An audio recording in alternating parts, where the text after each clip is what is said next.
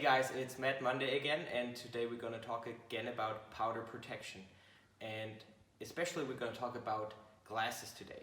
So I brought some with me here. Guys that work in a machine shop might know these type of glasses. They're good for machine shops, and they're okay to wear around a metal 3D printing machine shop as well.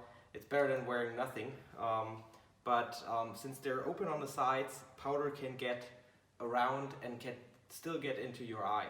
So what is better to wear are protective glasses that have a rubber cover, and with those they're really shut against your face, so that way you can prevent powder from getting into your eyes and you're staying safe.